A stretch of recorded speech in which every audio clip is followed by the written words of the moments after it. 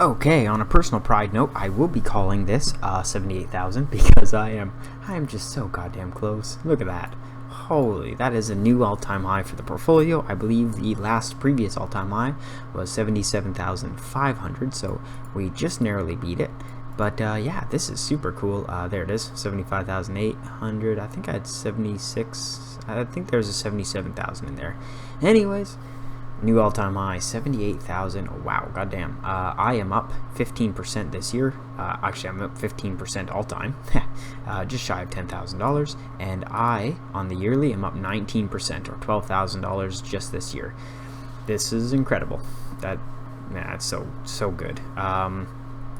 Over the past 3 months, 6%. Over the past 1 month, 8%. And over the past week, I'm up 3% this week. So I believe that's like 3.4%. Just narrowly, I think I lost to the S&P by, I think, 0.01%. So nothing to be ashamed about here. It's super good. It was a pretty big week for everybody, I do believe. So, pretty cool. It's pretty nice to see this portfolio is going to be rocking on 3 years in I think 3 or 4 months. So I guess 6 months. In about 6 months, this portfolio will be rocking on 3 years. So we are still falling in line. I did start this portfolio during a bear market, or at least I started this portfolio at the top, the last peak, and then there's been kind of a bear market ever since. So, I got to take advantage of some good deals. It's very nice. Moving down, we're up 30% on Apple. Algonquin Power, I am down 50%. They are still swimming in debt. If interest rates dropped, I do believe Algonquin would do well, but I'm not playing that game. I can't predict interest rates, so I'm just going to let it sit here until something more predictable happens. Something backwards looking. Brookfield, BN, I'm down 1%. This had a huge week as well, so I'm almost flat on Brookfield. This is something that I did down dollar cost average into. I do believe I think I added $800 to this position afterwards, so I bought another 20 shares after my first 4,000. So pretty good on Brookfield. Bank of Nova Scotia, minus 8%. Good job. Berkshire Hathaway, I'm up 30%. I need to find out, the price to book ratio on this one, make sure it falls in line with what I'm looking for, and hopefully I could buy some more Berkshire Hathaway sometime soon. Dream Industrial REITs are getting kind of wrecked right now, so maybe I should be looking into Dream Industrial. Probably should be looking into Dream Industrial. I haven't been. I was down maximum 4% on that this week, so should look into it. Dollar General, I'm back to negative 5%. I'm almost breaking even on that, which is a position that had just dropped severely right when I bought it. So very nice. well timed. Dollarama, 83% up. That's still my best performing stock, only narrowly beating Meta, but it is also my smallest position. Google up 16%, very nice. Intel up 30%. Wow, I did not realize that it was up 30%. Good job. Wow, that's fantastic. Good job, Intel. Maybe it'd come back to that $60 mark. That'd be pretty sweet to see, especially 65 shares. I didn't realize I had that much. Meta, my 10 shares. 77%. Very good. I guess Intel had a huge week too, so probably where I made a lot of my gains as well. Microsoft up 40%. NEWT down 45%. The usual suspects. If it's not down 45%, it's perfectly flat or up 40%. There's everything's kind of drawing hard lines where it's going right now. Manulife Financial up 15%, but I do get lots of dividends from Manulife Financial.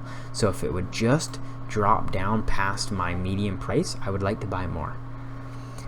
Royal Bank, 1 share, 5%. SRU down 20%. Walmart down 17%. They had poor news coming out this week. I think that's the biggest one-day drop I've seen. Last week, I think I was up like 25%. Now I'm only up 17%. Yeah, damn. Walmart guiding down. XEQT, I'm up 4.5%, 4.37%. Nice. Very nice. I think that if I had to say it, the reason why my portfolio, also $7,900 is going into cash, CASH, cash. That is the dividend fund, the money market fund, just to hold on the sidelines while I, either, I don't know, it's just there. I don't want to throw it directly into stocks right away, even though bio rights, mathematically, that is the thing to do. That's just not how I'm going to play this. Not when, I don't think that Berkshire Hathaway is such a great deal. So I will make it sit, and then I will use it to reevaluate my portfolio and readjust. It's also only 10%, so it's a lot, but it's not a lot.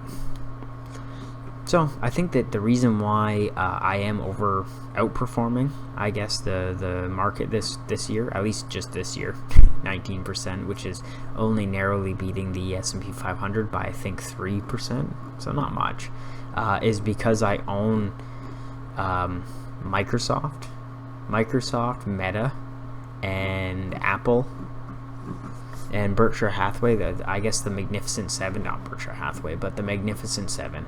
So, Apple, Amazon, Nvidia, Google, Netflix, because I own Google, because I own Microsoft, because I own these bigger names. This is likely why my portfolio is outperforming.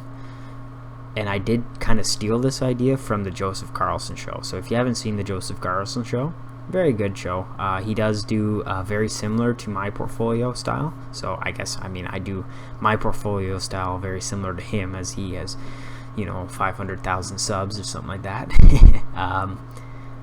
I stole it from him, where he said that most of the value lies in big tech.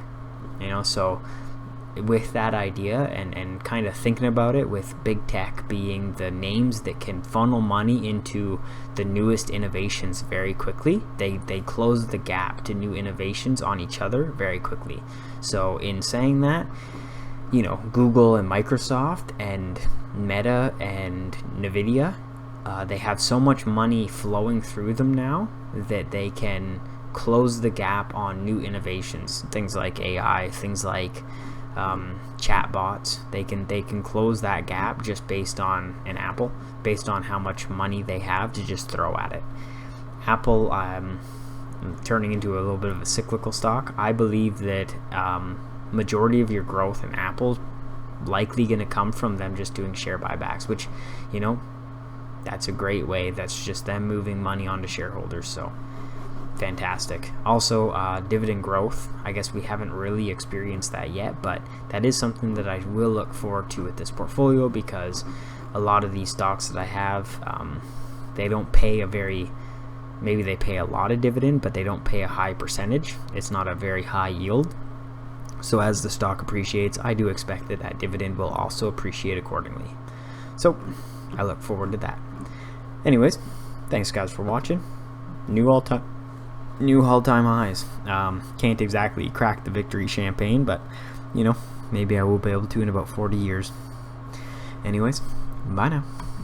See you next time.